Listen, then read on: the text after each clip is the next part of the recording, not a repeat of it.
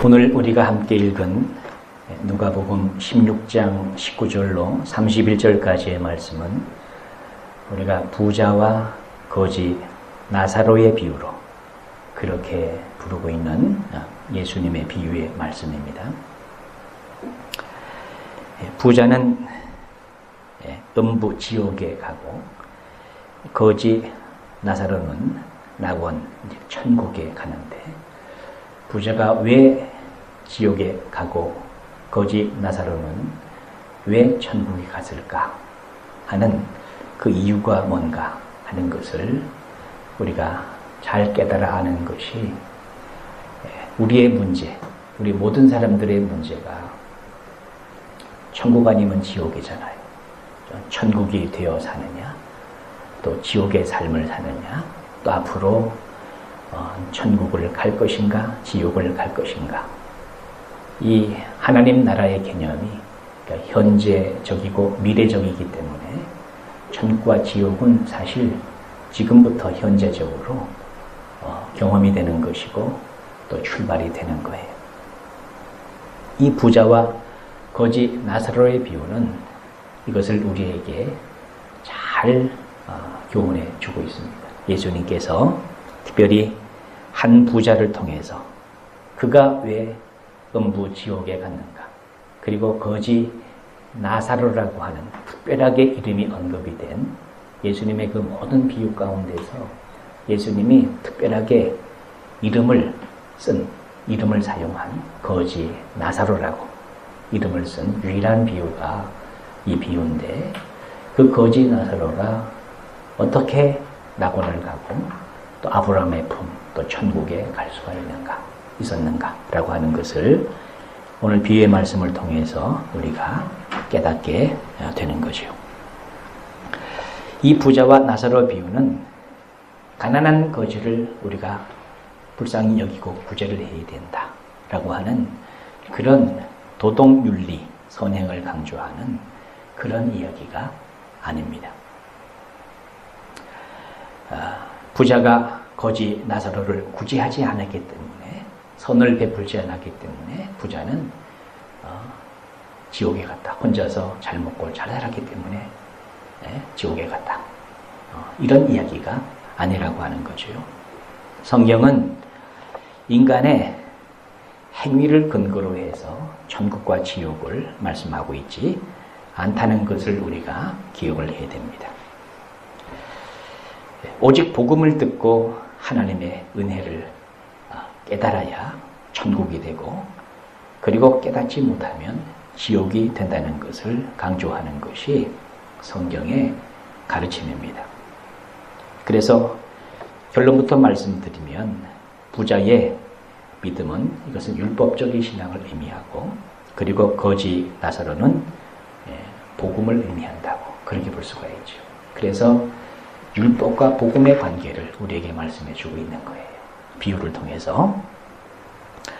이것은 그 앞에 기록된 비유, 이 불의한 청지기의 비유도 마찬가지고, 그리고 또 누가복음 15장에 기록하고 있는 그 세 가지 비유, 잃은 양의 비유, 잃은 드라크마의 비유, 또 당자의 비유, 또 집안에 있는 당자인 또 맏아들, 다 마찬가지지요.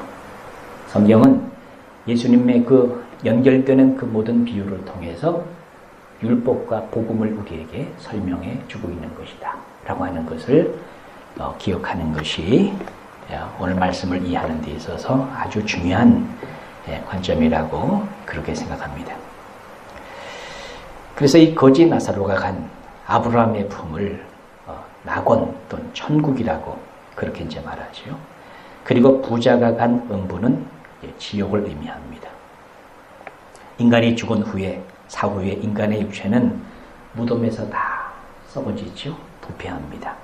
그러나 영은 천국과 지옥의 중간 상태인 낙원과 음부로 들어가고, 그런데 이 낙원과 음부는 전국적으로 도래할 완전한 천국과 지옥에 비하면 그림자에 불과하죠.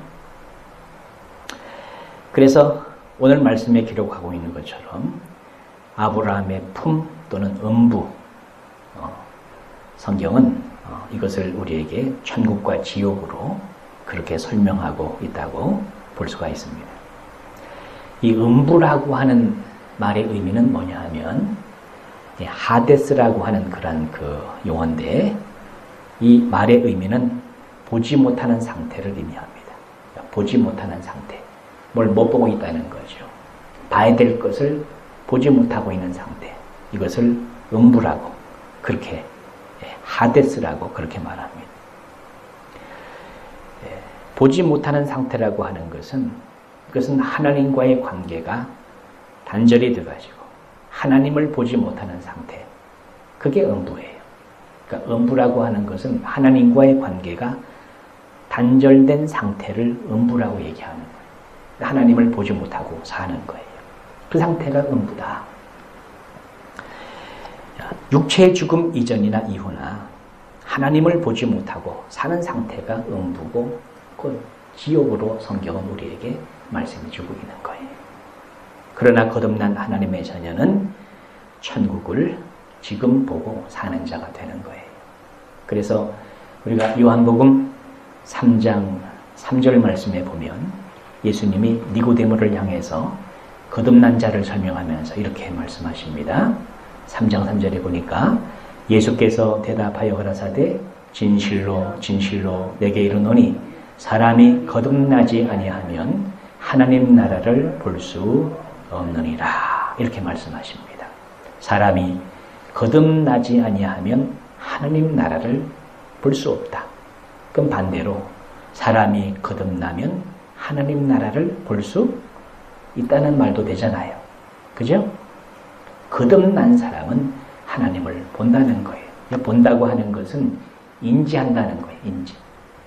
거듭난 영적인 생명을 가지게 되면 영이 살아난 사람은 영이신 하나님을 인지할 수 있는 기능을 가지게 된다. 라고 하는 것을 하나님 나라를 본다. 이렇게 말씀하고 있는 거예요. 거듭나지 않은 사람은 죽은 사람이. 죽은 사람은 못 보는 거예요. 감각이 없는 거예요. 영적 감각이 죽은 거예요. 그러나 거듭난 사람은 영적 감각이 살아서 영이신 하나님을 볼 수가 있다는 거예요. 예수님은 니고데모에게 바로 그 말씀을 하시는 거예요. 5절 말씀도 보시면 3장 5절 같이 읽습니다. 예수께서 대답하시되 진실로 진실로 내게 이르노니 사람이 물과 성령으로 나지 아니하면 하나님 나라에 들어갈 수 없느니라. 자, 이번에는 거듭난다는 말을 물과 성령으로 난다. 이렇게 말씀을 하시고 그리고 하나님 나라에 들어갈 수 없느니라. 아까는 3절에서 뭐라 그랬지요? 하나님 나라를 볼 수 없다고 말씀하시고 5절 말씀에서는 하나님 나라에 들어갈 수 없다고 이렇게 말씀하시죠. 하나님 나라에 들어간다고 하는 것은 주님 안에서 산다는 거예요. 주님 자신이 천국이에요. 주님 자신이 하나님 나라야. 주님 안에서 살 수가 없다는 거예요. 거듭나지 아니하면. 그러니까 하나님 나라를 보고 하나님 나라에 들어가는 거예요. 인지해야 주님 안에 거하는 자가 될 수가 있는 거예요. 그래서 성령으로 거듭난 사람은 자기 안에 계신 주님을 항상 인지해요. 그래서 네 안에 주님이 계시다고 하는 것을 성령으로 말미암아 항상 깨닫고 사는 거예요. 성령이 내 속에서 증거를 해주시니까 네가 하나님의 자녀다 라고 하는 것을 성령이 우리 속에서 증거하신다고 로마서 8장에서 그렇게 말씀하고 있잖아요. 그런데 음부는 어떤 상태냐면 이게 없는 거야. 하나님 나라가 인지가 안 되는 거예요. 그래서 하나님과의 관계가 단절된 그 죄인의 상태 속에서 사는 그 상태가 바로 음부요. 그게 지옥이고. 그러니까 지옥은 지옥으로 멀리 가기 전에 언제부터 경험되는 거예요. 지옥은 죄인의 상태 속에 사는 그 사람이 지옥을 사는 거예요. 음부를 사는 것이고 음부는 그래서 이 세상이에요, 세상. 이 세상이 음부고, 그리고 중국 쪽으로 마지막으로 지옥이라는 말은 게헨나라는 뜻인데, 이것은 구약적인 그 용어예요. 게헨나라고 하는 것은 쓰레기장이란 뜻이에요. 쓰레기장이에요. 그러니까 음부에 살다가 쓰레기장으로 던져져서 거기서 불타는 거예요. 그래서 중국 쪽으로 지옥이 되는 거죠. 그래서 우리가 오늘 본문을 이렇게 보면 22절, 23절 말씀을 오늘 본문에 한번 보세요. 22절 같이 읽겠습니다. 이에 그 거지가 죽어 천사들에게 받들려 아브라함의 품에 들어가고 부자도 죽어 장사되매 그가 음부에서 고통 중에 눈을 들어 아브라함과 그의 품에 있는 나사로를 보고 그랬습니다. 22절 말씀에 보니까 이에 그 거지가 나사로가 죽어서, 자, 나사로는 죽어서 누가 등장을 합니까? 천사들이 등장하지요. 그렇죠? 천사들에게 받들려서 아브라함의 품에 들어갔다. 그러니까 천사가 등장을 해요.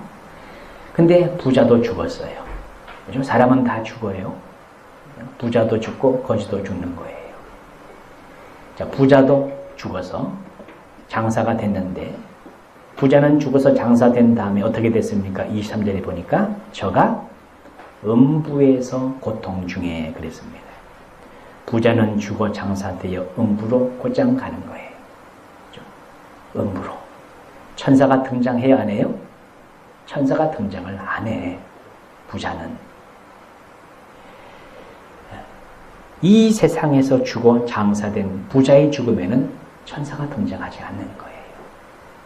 그냥 장사된 무덤에 묻힌, 그래서 그냥 이 세상을 벗어나지 못하는 거예요. 이 세상 속에 그냥 이 세상이 음부고 흑암이고 어둠의 세상이고, 그리고 이 세상이 지옥이 되는 거예요. 그래서 부자의 죽음에는 천사가 등장하지 않는 거예요. 그 부자가 왜 지옥에 갔는가, 왜 음부에 갔는가 라고 하는 것을 우리가 오늘 본문 속에서 3가지 정도로 그렇게 정리를 할 수 있다고 생각합니다. 이 부자가 왜 음부에 갔는가, 왜 지옥에 갔는가 라고 하는 것은 그 근본적인 원인이 뭐냐 하면 율법적인 신앙 때문에, 율법적인 신앙. 그러니까 구약의 유대인들이 철저하게 바리새 서기관들의 신앙, 율법적인 신앙에 아주 찌든 그러한 사람들이잖아요. 거기에서 벗어나지 못하는. 그래서 오늘 본문에 보면 24절 말씀을 보시면 이 부자가 아브라함을 뭐라고 부릅니까? 불러 가로되 아버지 아브라함이여 이랬죠. 아브라함을 아버지 아브라함이여 이렇게 부릅니다. 27절 말씀도 보면 가로되 그러면 구하노니 아버지여 나사로를 내 아버지의 집에 보내소서 이렇게 말하죠.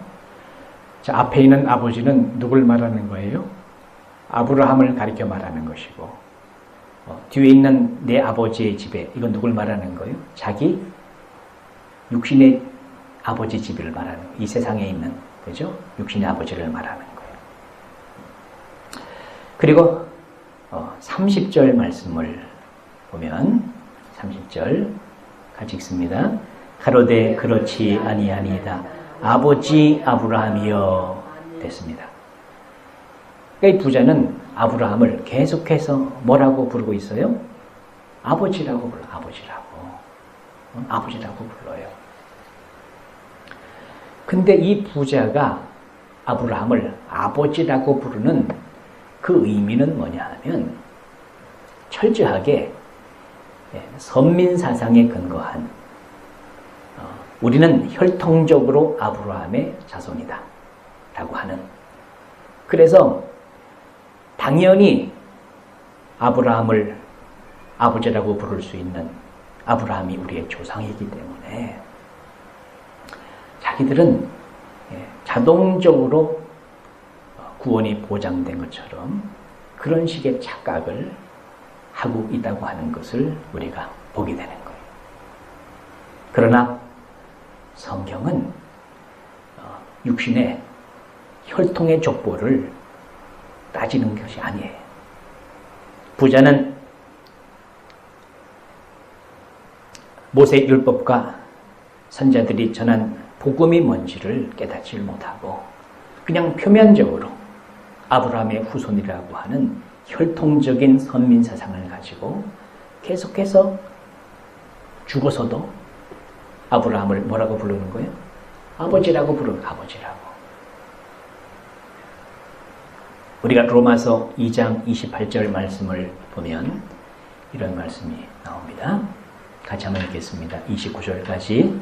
대저 표면적 유대인이 아니요 표면적 육신의 할례가 아니라 오직 이면적 유대인이며 할례는 마음에 할지니 실령에 있고 의문에 있지 아니한 것이라. 그 칭찬이 사람에게서가 아니요 다만 하나님에게 선이라. 누가 진짜 유대인이냐? 누가 진짜 아브라함의 자손이냐? 표면적 유대인이 아니다. 유대인의 조상이 아브라함이거든요. 누가 진짜 아브라함의 자손이냐? 라고 하는 거죠. 표면적 유대인이 아니고 표면적 육신의 할례가 아니라 아브라함의 자손들은 난지 8일 만에 할례 의식을 행했어요. 그 할례가 아브라함의 자손이라고 하는 유대인이라고 하는 그런 표식이야. 몸에 새겨진.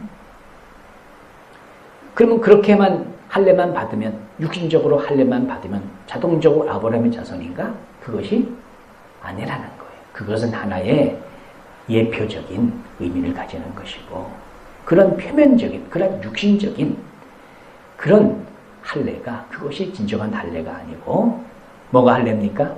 29절 말씀에 오직 이면적 유대인이며 속이 변해야 된다. 속이 변해야 속이 유대인이 돼야 유대인이지 속이 아브라함의 자손이 돼야 아브라함의 후손이지 표면적으로 이름만 가졌다고 혈통적으로 우리가 아브라함의 혈통을 가지고 태어난다고 유대인이 되는 것이냐? 아브라함의 후손이 되는 것이냐? 그것이 아니라는 거잖아요. 오직 이면적 유대인이며 할례는 어디다 하라고? 할례는 마음에 할지니 할례는 마음에 해야 된다. 마음의 할례를 받아야 된다. 육신의 할례를 받는 것으로 되는 것이 아니라 마음의 할례라고 하는 것은 육신의 죽음을 상징하는 거예요. 육신의 죽음을 상징하는 거예요. 할례는 마음에 할지니 그러니까 육신의 마음이 죽어야 되는데 그렇죠? 할례는 예수 그리스도의 십자가를 의미하는 거예요. 육체의 죽음. 그래서 육체로부터 나오는 것은 선한 것이 없다는 거예요. 마음의 할례를 받아야 된다. 그래서 할례는 마음에 할지니 이게 복음이거든요. 새 언약의 약속을 하면서 우리가 신명기 30장 6절 말씀을 보세요. 함께 읽겠습니다.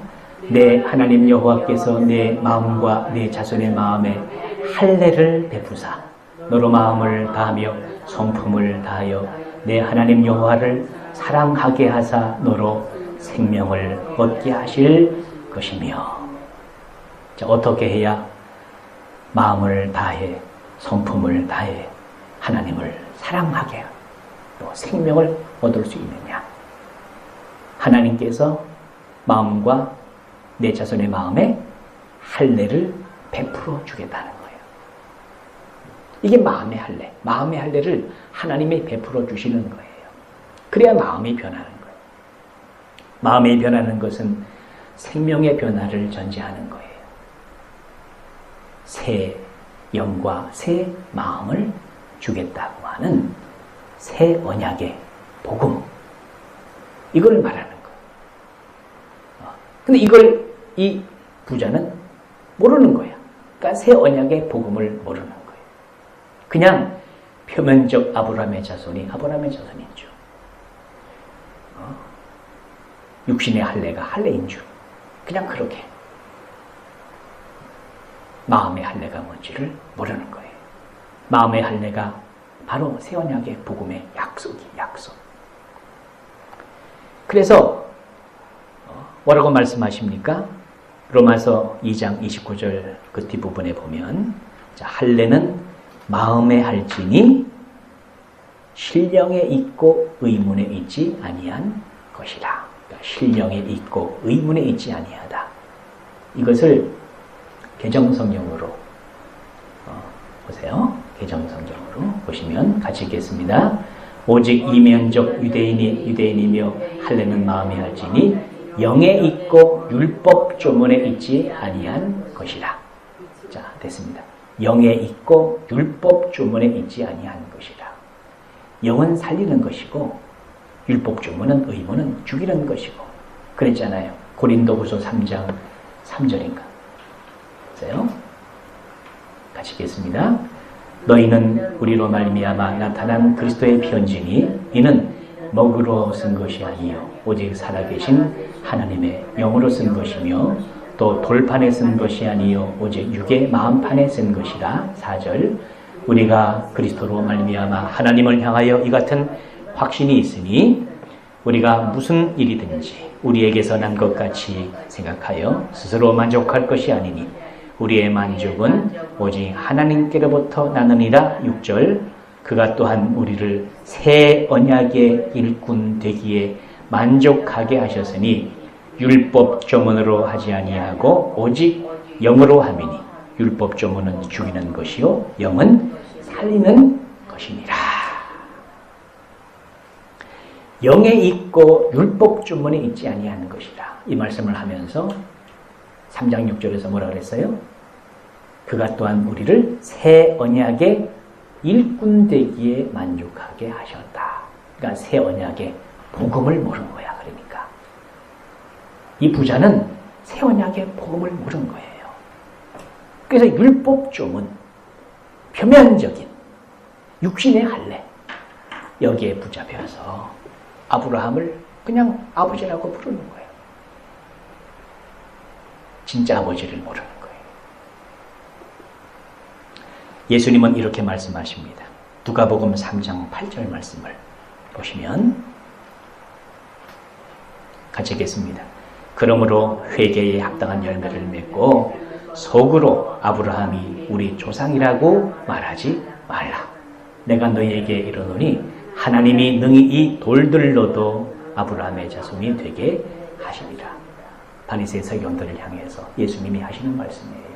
너희들이 육신적인 혈통으로 아브라함의 자손이라고, 아브라함이 우리의 조상이라고 이렇게 말을 하고 있는데 하나님이 능히 이 돌들로도 아브라함의 자손이 되게 하시리라. 육신적인 혈통, 표면적 유대인, 그게 다가 아니라고 하는 거죠.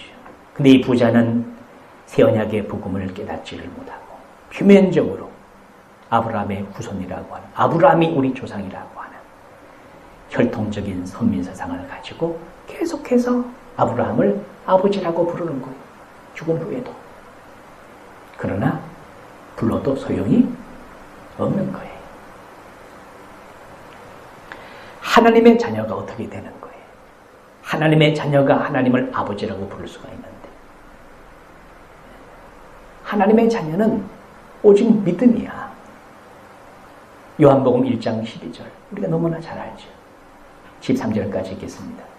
영접하는 자 곧 그 이름을 믿는 자들에게는 하나님의 자녀가 되는 권세를 주셨으니 이는 혈통으로나 육정으로나 사람의 뜻으로 나지 아니하고 오직 하나님께로서 난 자들이니라.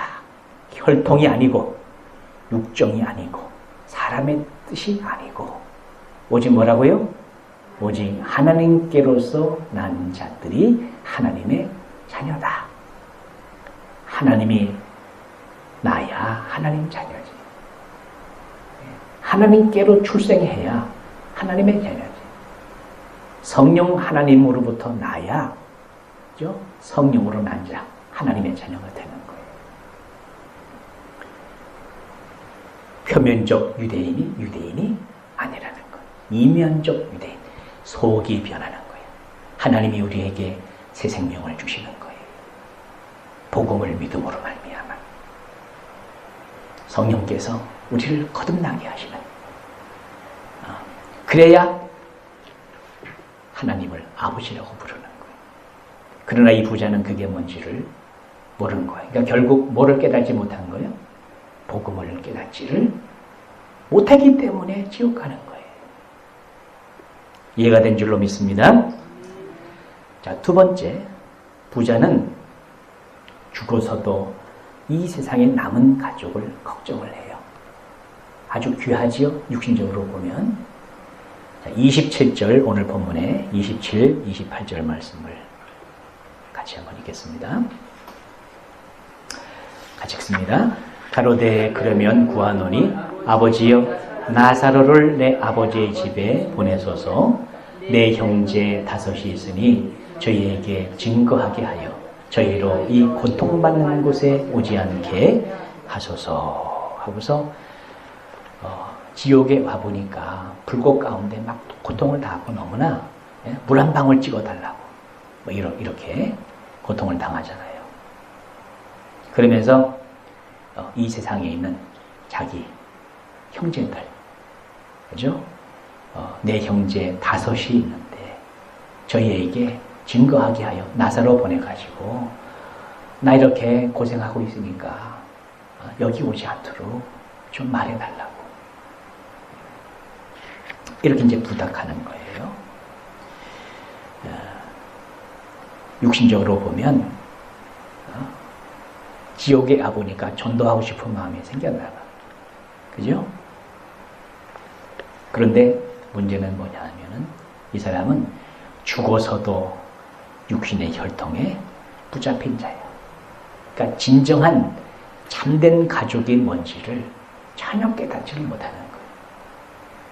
진정한 가족은, 성경이 말하는 진정한 가족은 육신적인 혈통이 아니고 하나님의 뜻대로 행하는 자라고 그렇게 말씀하십니다. 우리가 마태복음 12장 47절 말씀을 보시면 예수님이 이런 말씀을 하십니다. 50절까지 같이 있습니다. 한 사람이 예수께 여짜오되 보소서 당신의 모친과 동생들이 당신께 말하려고 밖에 서나이다. 말하던 사람에게 대답하여 가라사대 누가 내 모친이며 내 동생들이냐 하시고 손을 내밀어 제자들을 가리켜 가라사대 나의 모친과 나의 동생들을 보라. 누구든지 하늘에 계신 내 아버지의 뜻대로 하는 자가 내 형제요 자매요 모친이니라 하시더라. 예수님이 살아계셨을 때, 사역하실 때는 가족들에게 인정을 못 받았어요. 인정을 못 받았어요. 그래서 이제 가족들이 예수님을 찾으러 안 좋은 소문을 듣고서 예수님에 대해서 이런저런 얘기들을 많이 사람들이 소문을 퍼뜨렸거든요. 그래서 가족들이 예수님을 찾아온 거예요. 그랬더니 예수님께서 하시는 말씀이 누가 내 어머니며 내 동생들이냐 말씀하시고서 제자들을 가리키면서 나의 어머니와 나의 동생들을 봐라. 누구든지 하늘에 계신 내 아버지의 뜻대로 하는 자가 내 형제요 자매요 모친이다. 예수님이 이렇게 말씀하시는 거예요. 이것은 육신적인 혈통의 가족의 개념이 아니고 이것은 영적 가족의 개념을 말하는 거예요. 하나님을 아버지로 알고 하나님 아버지의 자녀가 되어서 섬기는, 사는 우리 믿음의 식구들이 그 사람이 진짜 가족이다 라고 하는 것을 예수님이 말씀하고 계시는 거예요. 내 아버지의 뜻대로 하는 자. 성경이 말하는 아버지의 뜻이 뭡니까? 히브리 10장 9절 말씀을 10절까지 보세요. 그 후에 말씀하시기를 보시옵소서 내가 하나님의 뜻을 행하러 왔나이다 하셨으니 그가 첫 것을 피하심은 둘째 것을 세우려 하심이라. 이 뜻을 쫓아 예수 그리스도의 몸을 단번에 들이심으로 말미암아 우리가 거룩함을 얻었노라. 예수님이 오셔서 이루신 하나님의 뜻은 첫 것을 피하시고 둘째 것을 세우시는 건데 첫 것은 옛 언약이고 둘째 것은 새 언약이잖아. 그러니까 새 언약을 성취하시는 새 언약의 중보자의 사역을 예수님이 오셔서 하신 거예요. 예수님의 십자가 부활의 사역은 새 언약을 성취하시는 사역이야. 그래서 이를 통해서 우리가 거룩함을 얻었다. 거룩한 하나님의 자녀가 될 수 있는 죄 문제가 깨끗하게 해결되는. 그래서 새 언약의 복음을 통해서 우리가 거룩한 자가 되는 거예요. 거룩한 자는 하나님뿐이 없잖아요. 그러니까 하나님의 자녀가 된다는 거예요. 그래서 이 새 언약의 복음을 깨닫고 거룩함을 얻은 사람, 그 사람이 하나님의 식구다. 하나님의 자녀다. 하나님의 가족이다. 예수님이 이걸 말씀하시는 거예요. 이거를 모르고 아무리 하나님의 일을 육신적으로, 종교적으로, 율법적으로 그렇게 해도 그 사람은 천국에 못 가요.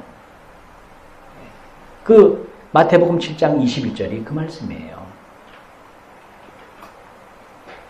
가지겠습니다. 나더러 주여 주 하는 자마다 천국에 다 들어갈 것이 아니고 다만 하늘에 계신 내 아버지의 뜻대로 행하는 자라야 들어가리라. 22절도 그날에 많은 사람이 나더러 이르되 주여 주여 우리가 주의 이름으로 선지자 노릇하며 주의 이름으로 귀신을 쫓아내며 주의 이름으로 많은 권능을 행치 아니하였나이까 하리니 그때에 내가 저에게 밝히 말하되 내가 너희를 도무지 알지 못하노니 불법을 행하는 자들아 내게서 떠나가라. 내가 너희를 도무지 알지 못한다.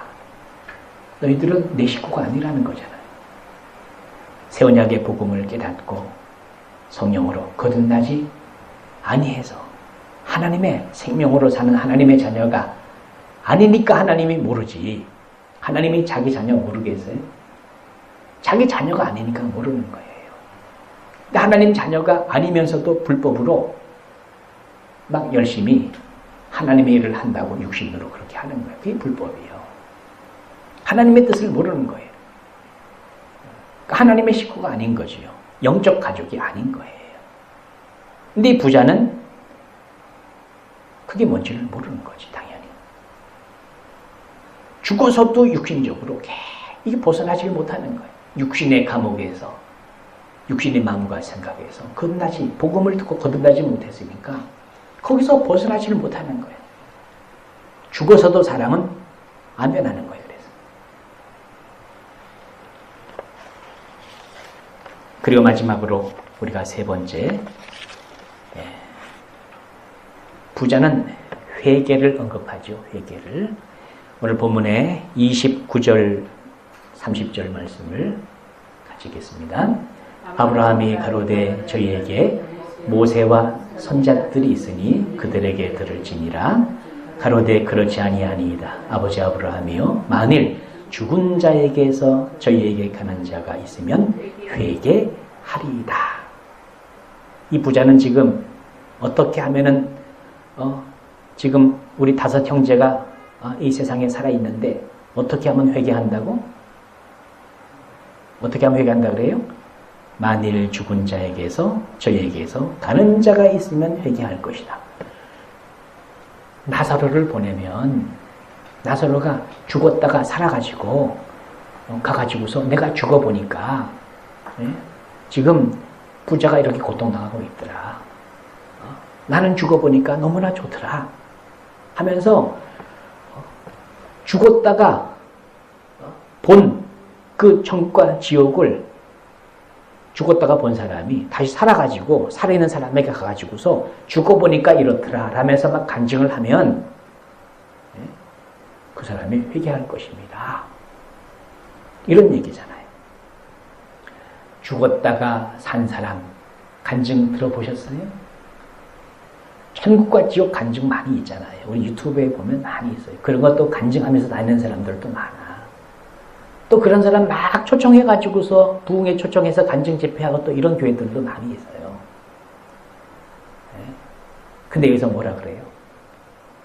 죽은 자에게서 저희에게 가는 자가 있으면 회개할 것입니다.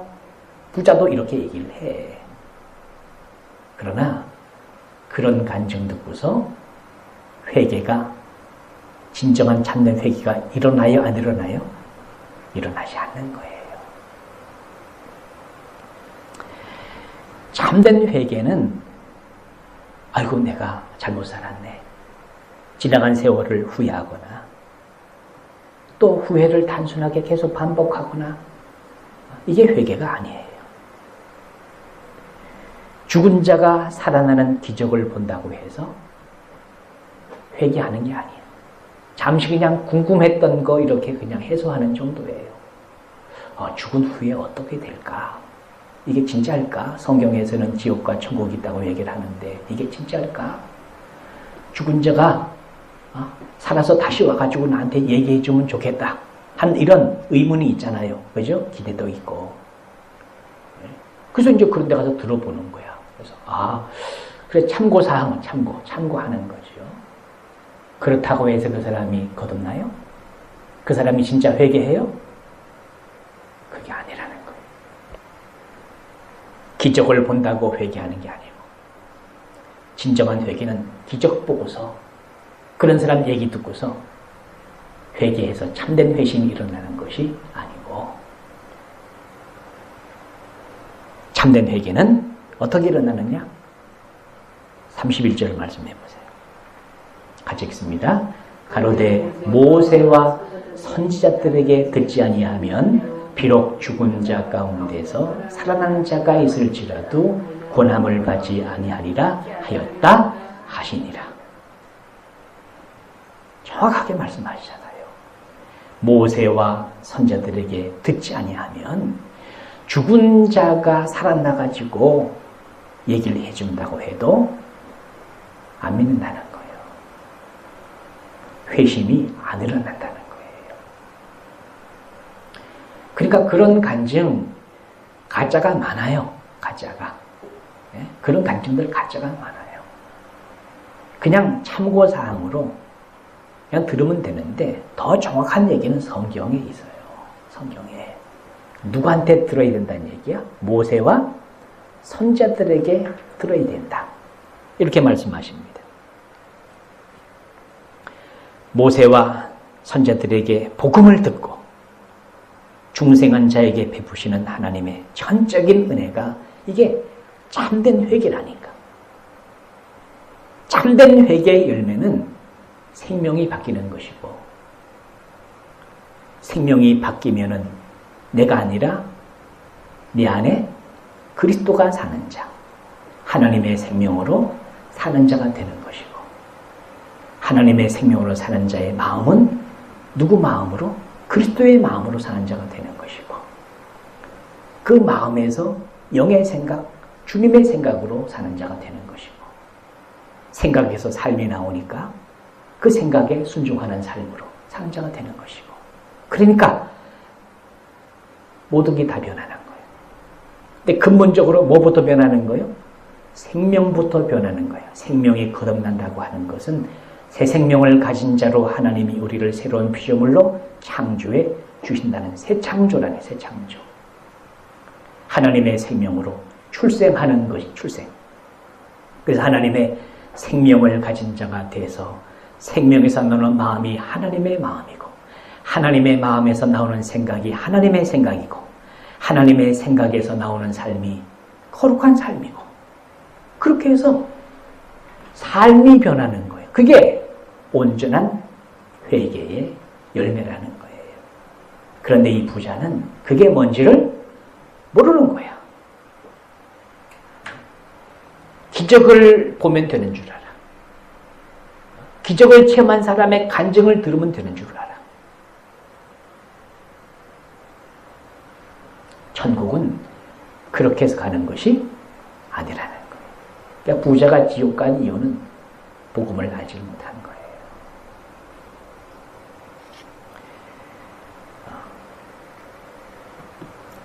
그리고 이 땅에서는 복음을 듣고 회개할 기회가 있어.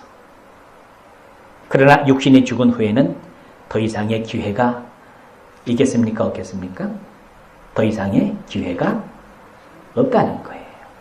예수님이 지금 그 말씀을 하시는 거예요. 죽은 자가 살아나가지고서 가서 얘기해 주면 되지 않느냐고. 그러나 아니다. 죽음 후에는 더 이상의 기회가 없다는 거예요. 큰 구렁이 끼어 있다 그랬죠? 26절 말씀을 보세요. 26절 같이 읽습니다. 이뿐 아니라 너희와 우리 사이에 큰 구렁이 끼어 있어 여기서 너희에게 건너가고자 하되 할 수 없고 거기서 우리에게 건너올 수 없게 하였느니라. 죽은 다음에는 음부에 있던 사람이 낙원으로 건너오거나 왔다 갔다 할 수가 있어요? 없어요? 없어요. 자기 마음대로 되는 게 아니야. 죽음 후에도 기회는 없는 것이고 살아있을 때에도 내가 하는 게 아니에요. 이거는 하나님이 옮겨주시는 거예요. 골로새서 1장 13절 말씀을 보세요. 같이 읽겠습니다. 그가 우리를 흑암의 권세에서 건져내사 그의 사랑의 아들의 나라로 옮기셨으니 누가 옮겨주셨어요? 그가 우리를 흑암의 권세에서 건져내가지고 사랑의 아들의 나라로 옮겼다니까. 옮겨주시는 거야. 옮겨주시는 거. 내가 건너가는 게 아니고 옮겨주시는 거예요. 요한복음 5장 24절도 보세요. 같이 읽습니다. 내가 진실로 진실로 너희에게 이르노니 내 말을 듣고 따나 보내신 이를 믿는 자는 영생을 얻었고 심판에 이르지 아니하나니 사망에서 생명으로 옮겼느니라. 내가 막 건너오고 천국과 지옥은 그런 곳이 아니라는 거니. 이 땅 위에 사는 동안 복음을 깨닫고 하나님의 은혜를 알아야 돼. 성령으로 거듭나야 돼. 죽음 후에는 기회가 있습니까? 없습니까? 없습니다. 더 이상의 기회가 없습니다. 죽음에 의해 결정된 각 사람의 처소는 변경이 안 되는 거예요. 그래서 이 가톨릭의 연옥설은 성경적이 아니에요. 가톨릭의 연옥설이 뭐냐 하면 죽은 조상이 음부에 있는데 후손들이 이 땅 위에서 막 기도 열심히 하고 선행들을 많이 하고 그 사람을 위해서 기도하면 하나님이 음부에서 낙원으로 이렇게 옮겨준대. 죽은 사람을. 그게 연옥설이에요. 그건 성경적이 아니야. 그것은 구원은 하나님과 나와의 개인적인 직접적인 관계예요. 거기에 누가 개입해가지고 내가 기도하니까 저 사람이 천국에서 지옥이 돼버려서 이것은 아니라는 거예요. 오직 모세와 선자가 증거한 복음. 부자는 이것을 깨닫지를 못한 거예요. 구약 성경 전체는 모세와 선지자 시편으로 이렇게 요약이 돼요. 근데 그것이 다 누구 얘기냐? 다 누구 얘기야? 예수 그리스도를 우리에게 보여주고 있는 거예요. 구원자 메시아를 보여주고 있는 거예요. 누가복음 24장 44절 보세요. 같이 있습니다. 또 이르시되 내가 너희에게 함께 있을 때에 너희에게 말한 바 곧 모세의 율법과 선자의 글과 시편에 나를 가리켜 기록된 모든 것이 이루어져야 하리라 한 말이 이것이라 하시고. 자, 보세요. 모세의 율법과 선자의 글과 시편에 나를 가리켜 기록된 모든 것이 이루어져야 하리라. 그러니까 모세 선지자, 시편 다 누구에 대한 기록이요? 나를 가리켜 예수님에 대한 기록이라니까. 근데 부자는 그걸 못 본 거예요. 그냥 율법 전문 보고서 그것을 지키려고 노력을 한 거야. 율법 신앙이에요. 그러나 그 속에 있는 복음을 깨닫지 못한 거예요. 구약의 모세, 선지자, 시편은 다 예수님 얘기라니까. 성경 속에서 예수님을 발견해야 돼. 그리스도 메시아에 대한 약속을 깨달아야 된다니까. 이걸 깨닫지 못한 거예요. 그래서 모세와 선지자들에게 듣지 아니하면 안 된다. 모세 선지자들이 복음을 전했는데 이걸 깨닫지 못하면 안 된다는 거예요. 한 구절만 더 보겠습니다. 사도행전 28장 23절 같이 있습니다. 저희가 일자를 정하고 그 우거하는 집에 많이 오니 바울이 아침부터 저녁까지 강론하여 하나님 나라를 증거하고 모세의 율법과 선자의 말을 가지고 예수의 일로 권하더라. 사도 바울이 뭘 증거했어요? 하나님 나라를 증거했는데 하나님 나라가 천국이야. 천국 복음을 전하는 거예요. 근데 뭐를 가지고? 모세의 율법과 선자들의 말을 가지고. 이 구약 성경이에요. 구약 성경. 그러니까 모세와 선자들이 전한 그 말씀을 가지고 예수의 일로 권하더라. 모세 선자들이 예수님 증거했다는 거예요. 예수님. 이거를 통해서 하나님 나라를 증거하는 거예요. 예수 그리스도를 통해서 이루어지는 하나님의 나라, 천국 복음을 전하는 거야. 그러니까 부자는 이게 뭔지를 몰랐다는 거예요. 이게 뭔지를 모르고 그가 죽은 다음에 하는 말이 있잖아요. 죽은 사람 나사로 살려가지고 다시 보내가지고 전하면 저들이 믿을 것입니다. 부자도 평소에 그렇게 알고 있었다는 거예요. 평소에 그렇게 생각하고 있었다는 거야. 눈에 보이는 기적을 보고서 따라가는, 의문의 율법, 눈에 보이는 그 율법조문을 보고서 따라가는 그런 아주 율법주의적인 신앙, 아주 신비적인 신앙, 이런 미신적인 신앙, 거기에 부자가 꽉 잡혀 있었던 거예요. 그래서 지옥 가는 거야. 복음을 깨닫지 못했기 때문에 결국은 지옥 가는 거예요. 그러니까 이 부자는 참된 회개가 어떻게 해서 일어나는가 라고 하는 것을 알지를 못하는, 참된 회개는 복음을 믿음으로 거듭나야 되는 거예요. 은혜를 깨달아야 진정한 회심이 일어나게 된다는 거죠. 그런데 이 부자는 참된 진정한 회개의 그 은혜성을 알지를 못하는 그런 자인 것을 우리가 이제 보게 됩니다. 그래서 요한복음 1장 45절에 우리가 보게 되는 것처럼 빌립이 나다나엘을 찾아가서 그렇게 말을 했죠. 모세가 율법에 기록하였고 여러 선지자가 기록한 그 일을 우리가 만났다. 그러니까 모세 율법에 또 여러 선지자가 기록한 게 누구요? 그이가 누구를 말하는 것이요? 예수, 메시아, 그리스도를 우리가 만났다. 그러니까 모세 율법과 선지자는 다 누구를 기록하고 있는 거예요? 예수 그리스도에 대해서 기록하고 있는 거예요. 그러니까 예수님의 제자들은, 예수님을 만났던 사람들은 그것을 알았어요. 그걸 알았어요. 그래서 예수님 앞에 이제 제자로 헌신하게 되고, 그리고 신앙을 고백하게 되고, 이렇게 되는 것을 우리가 이제 보게 되는 거죠. 그런데 이 부자는 그게 뭔지를 모르는 거예요. 그러니까 철저하게 육신적인, 율법적 또는 종교적인 삶을 부자는 살았다고 하는 것을 보게 되는 거예요. 그가 구약 성경을 많이 읽었을지 모르지만 그 속에서 복음을 깨닫지를 못한 거예요. 새 언약이 무엇인지를 깨닫지를 이제 못했다는 거죠. 우리가 사도행전 3장 18절서부터 24절까지 좀 긴 말씀이지만 한번 읽어보겠습니다.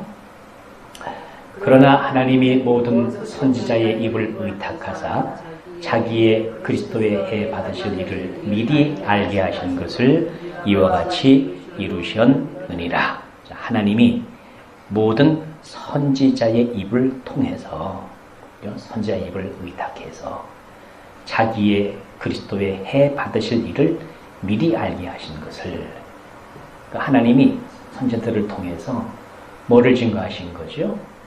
그리스도의 해 받으실 일을 알게 하시고 증거하셨다.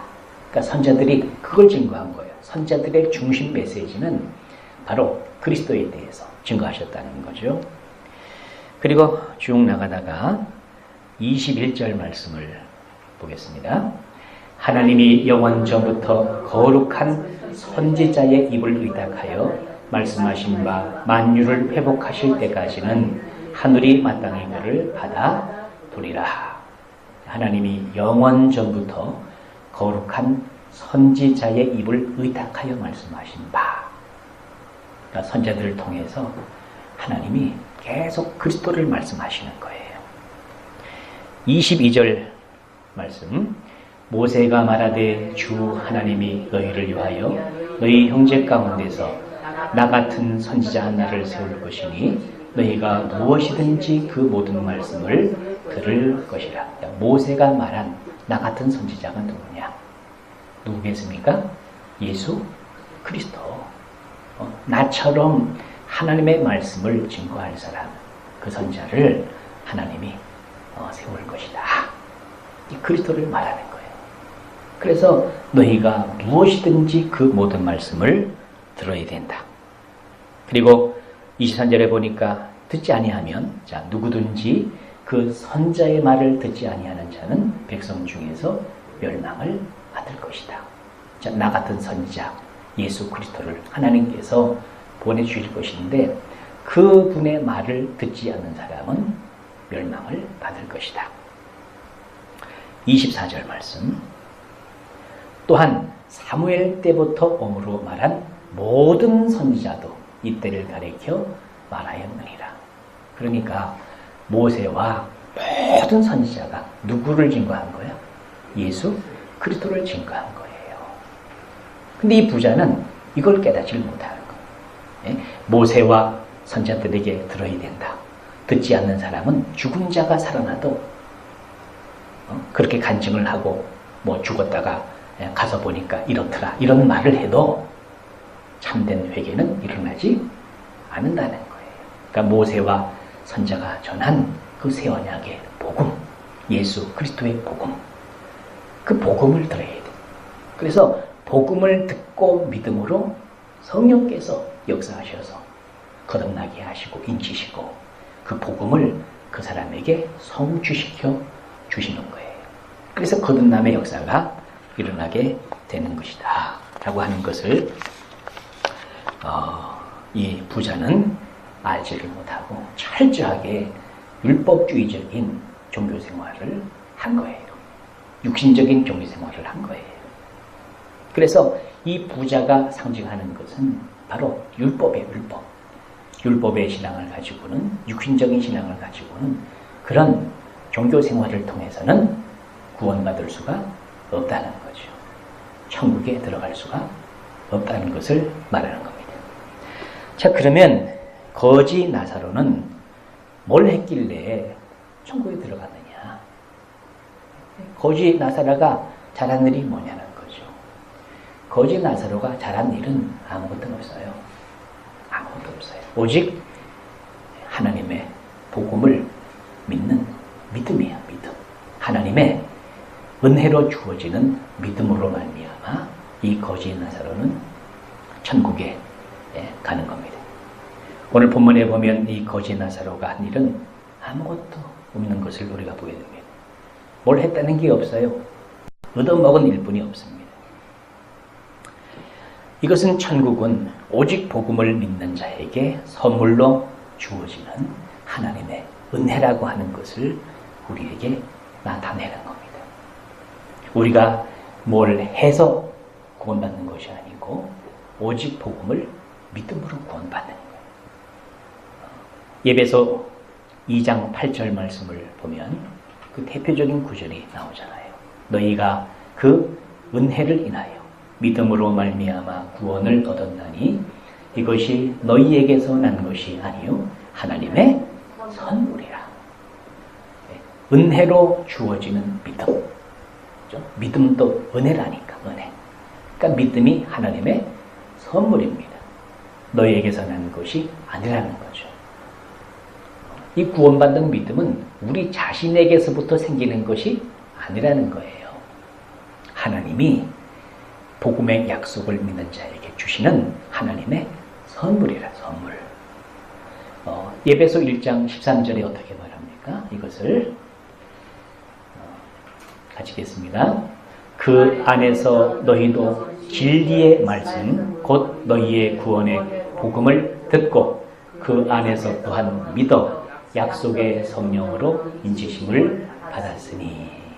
조금 순서를 우리에게 말해주고 있습니다. 너희도 진리의 말씀, 곧 너희의 구원의 복음 그랬습니다. 그러니까 구원의 복음이 진리의 말씀이에요. 말씀. 그래서 복음을 듣고, 먼저 들어야 돼요. 듣고 그 안에서 또한 믿어. 그러니까 복음을 듣고 믿어. 그리고 뭡니까? 약속의 성령으로 인치심을 받았으니.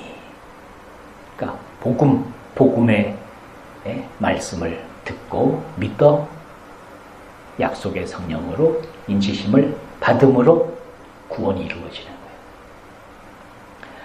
그러니까 복음을 듣지 아니하면, 복음의 은혜가 무엇인 줄을 알지를 못하면 어떻게 우리가 하나님의 은혜를 알겠어요? 어떻게 진리를 깨달을 수가 있겠어요? 복음을 듣고 믿지 아니하면 성령께서 역사하지 아니하신다고. 자기가 아무리 구원받은 것처럼 생각을 해도 복음의 진리를 바르게 듣고 깨달아 믿을 때 성령께서 역사하셔서 그 은혜가 무엇인 줄을 알게 하시는 거예요. 그러면서 물과 성령으로 우리를 거듭나게 하시는 거예요. 그 복음의 은혜를 듣고 그 은혜를 깨닫게 하시는 분이 누구냐 하면 바로 성령님이에요. 성령님. 이것을 우리에게 잘 설명해 주고 있는 그 성경이 골로새서 1장 6절입니다. 가지겠습니다. 이 복음이 이미 너희에게 이르매 너희가 듣고 참으로 하나님의 은혜를 깨달은 날부터 너희 중에서와 같이 또한 온 천하에서도 열매를 맺어 자라는 도다. 자, 복음을 듣고 참으로 뭐를 깨달아요? 하나님의 은혜를 깨닫는 거예요. 그러니까 복음을 듣고 하나님의 은혜를 깨닫는 거야. 근데 그때서부터 열매를 맺는 거예요. 그죠? 복음을 듣고 그 은혜를 깨닫는데 그 은혜를 깨닫게 하시는 분이 누구냐 하면은 성령님이야. 고린도전서 2장 12절에 보세요. 함께 읽겠습니다. 우리가 세상의 영을 받지 아니하고 오직 하나님께로 온 영을 받았으니 이는 우리로 하여금 하나님께서 우리에게 은혜로 주신 것들을 알게 하려 하십니다. 그러니까 복음을 들을 때 그 복음 속에 들어있는 그 하나님의 약속의 내용, 그것이 우리를 향하신 하나님의 사랑이다. 우리를 구원하기 위한 하나님의 약속이다. 그것이 얼마나 큰 하나님의 놀라운 사랑인가 하는 것을 깨닫게 하시는 분은 누구야? 성령입니다. 성령님. 그래서 복음을 들을 때 성령께서 은혜를 깨닫게 하심으로 우리를 거듭나게 하시는, 그러니까 순전히 그건 하나님의 성령의 역사예요. 성의 역사. 그래서 믿음이 우리에게 선물로 주어지는 거예요. 근데 그 믿음은 사실 우리 믿음이 아니에요. 내 안에 성령으로 거듭난 생명, 그 생명이 예수 그리스도의 부활 생명이에요. 그러니까 내가 산 것이 아니고 내 안에 그리스도가 사는 사람이 되는 거야.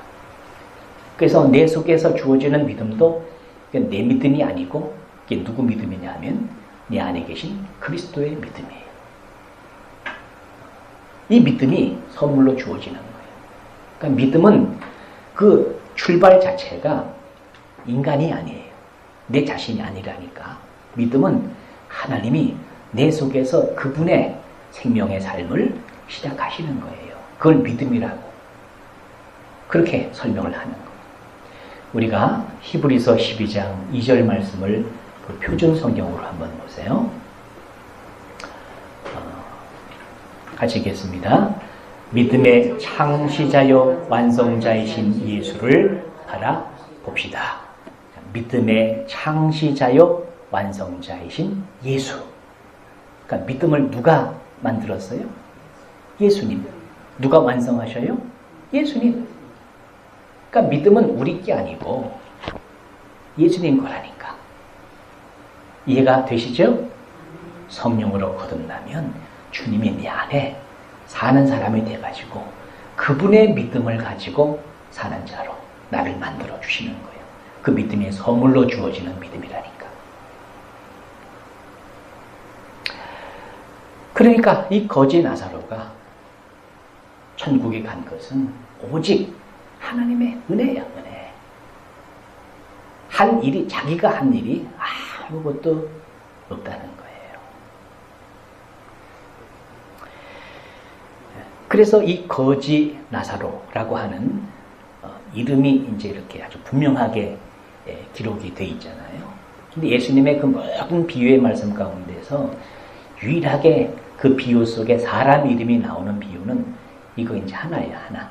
그래서 거지 나사로라고 하는 이름이 분명하게 그렇게 이제 기록이 됐는데 그 이름을 우리가 잘 보면 그 속에 진짜 이 거지 나사로가 이 복음의 은혜를 깨닫고 하나님이 주시는 그 믿음의 은혜를 가진 자라고 하는 그런 의미가 그 이름 속에 들어있는 것을 우리가 보게 돼요. 자, 거지 나사로인데 이 거지라고 하는 말이 어떤 말이냐면 그 헬라어로 이 푸토코스라고 하는 그런 단어의 거지가 푸토코스. 그런데 이 단어는 어디에 쓰인 단어냐 하면 그 심령이 가난한 자는 복이 있나니 할 때 그 가난이라고 하는 그 말이 바로 이 푸토코스라고 하는 말하고 똑같은 말이에요. 그러니까 거지라는 말과 가난이라고 하는 말은 같은 뜻이라는 거예요. 같은 뜻. 그래 같은 의미로 그렇게 사용하고 있는 거예요. 근데 이 푸토코스라고 하는 이 가난이라고 하는 단어는 누구와 누구를 비교해서 내가 저 사람보다 뭐가 없어가지고 상대적으로 가난하다 하는 어떤 그런 가난이 아니고 꼭 있어야 할 것이 없기 때문에 가난한 아주 절대적인 가난, 이것을 말하는 거예요. 자, 무슨 말인지 이해가 되세요? 가난은 상대적인 가난이 있고 절대적인 가난이 있어요. 상대적인 가난은 뭐냐면 나도 있는데 내가 저 사람보다 좀 덜 가진 거, 저 사람보다 못한 거, 이런 가난이 있고, 이런 가난이라고 하는 단어는 성경에는 이 페네스라고 하는 그런 단어를 써요. 근데 이 푸토코스라고 하는 가난의 의미는 뭐냐면은 절대적인 가난이야. 이거 없으면 가난한 것이고 이거 있으면 부자예요. 이게 절대적인 가난을 의미하는 거예요. 그래서 가장 중요한 어떤 한 가지가 없어서 가난한 것을 의미하는 단어가 바로 이 푸토코스라는 거예요. 그래서 그 한 가지가 뭐냐 하면 천국이야, 천국. 그러니까 천국이 있으면 가난한 자가 아니고 천국이 없으면 가난한 자예요. 그런 의미의 가난이라고 하는 거예요. 그러니까 우리가 일반적으로 생각하는 부자와 가난한 자, 그런 개념이 아니라니까.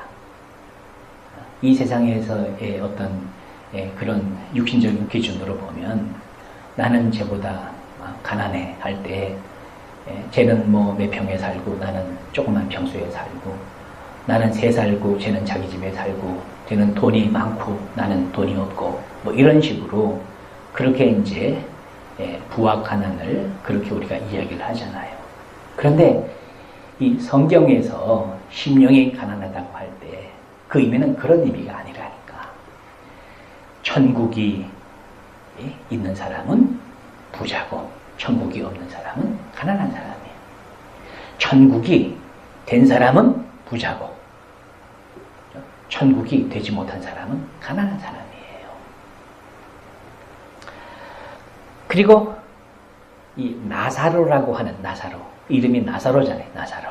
이 나사로라고 하는 그 이름의 의미는 뭐냐 하면 하나님이 도와주신다 라고 하는 그런 의미예요. 이 나사로라고 하는 구약의 그 이름은 누구하고 같은 이름이냐면 그 아브라함의 종의 이름이 있죠. 아브라함의 종이 엘리에셀이라고 하는 그런 사람의 엘리에셀. 그 엘리에셀과 이 나사로가 이제 이름이 같은 뜻이에요. 그래서 하나님이 도와주신다라고 하는 이제 그런 뜻이에요. 근데 구약에서 이 아브라함의 종 엘리에셀이 그 아브라함의 아들 이삭의 아내를 이렇게 구해 오잖아요. 그래서 저기 이제 그 하란에 가가지고 그 이제 삼촌 집에 가가지고서 리브가를 그 엘리에셀이 데리고 오잖아요. 그죠? 그래서 이삭과 이제 이렇게 맺어주는 것을 그렇게 보게 되는데 그것이 뭐를 상징하는 것이냐 하면 이삭은 예수 그리스도를 상징하는 거예요. 그래서 엘리에셀이 리브가를 이삭에게로 이렇게 맺어줘가지고 신랑과 신부가 이제 하나가 되는 이것이 뭘 의미하냐 하면 성령으로 말미암아 신부가 신랑을 만나게 되는 그것을 상징적으로 그렇게 이제 그림으로 보여주고 있는 사건이 바로 이삭의 아내를 구하는 엘리에셀을 통해서 이삭의 아내를 구하는 그 사건이 의미하고 있는 영적인 뜻이에요. 그래서 엘리에셀은 누구를 상징하냐면 성령을 상징해요. 성령을. 그래서 이 성령이 예수님께서 성령을 보내주겠다 그렇게 이제 말씀하시는데 그 요한복음 14장 16절 말씀을 보세요. 같이 읽겠습니다. 내가 아버지께 구하겠으니 그가 또 다른 보혜사를 너희에게 주사 영원토록 너희와 함께 있게 하시리니 그랬습니다. 자, 성령을 말씀하시면서 누구를 보내주겠다고? 다른 보혜사를 보내주겠다. 이 보혜사라고 하는 말의 뜻이 돕는 자, 도와주는 자. 그래서 이 돕는 배필할 때, 돕는 배필할 때, 그 돕는이라는 뜻이 바로 이 보혜사라는 뜻이야, 보혜사. 예? 그래서 거지 나사로라고 하는 이름의 의미는 뭐냐 하면 심령이 가난한 자를 하나님이 도와주신다라고 하는 그런 뜻을 가진 이름이 바로 거지 나사로라고 하는 이름 속에 들어있는 의미라는 거예요. 심령이 가난한 자를 성령님이 도와주시면 그 사람이 어떻게 되는 거야? 심령이 가난한 자는 복이 있어. 근데 그 복이 뭐예요? 천국이 저희 것입니다. 이 천국이 저희 것이라고 하는 말은 네가 천국이다 라고 하는 그런 의미예요. 그러니까 심령이 가난하면 하나님이 도와주시는데 그 도와주심의 결과가 뭐예요? 천국이 되는 거예요. 천국이. 그러니까 이 거지 나사로라고 하는 이 이름 속에 그런 의미가 들어있는 거예요. 그래서 이 거지 나사로가 천국에 갔다고 하는 그 의미는 바로 이 마태복음 5장 3절에서 심령이 가난한 자는 복이 있나니 천국이 저희 것이며 라고 하는 그 의미가 이 나사로가 천국에 갔다고 하는 그 말 속에 그 의미가 녹아져 있는 그런 의미가 그 속에 들어있다는 거죠. 그래서 이 부자 나사로 비유는 어떻게 보면 팔복에서 심령이 가난한 자는 복이 있나니 천국이 저희 것이며 라고 하는 것을 비유로 우리에게 이렇게 설명을 해주시는 그런 비유라고 우리가 말씀을 드릴 수가 있다고 하는 거죠. 자, 무슨 말인지 이해가 되시죠? 이 비유 속에 들어있는 의미는 바로 거지, 가난한 자. 그것은 심령이 가난한 자.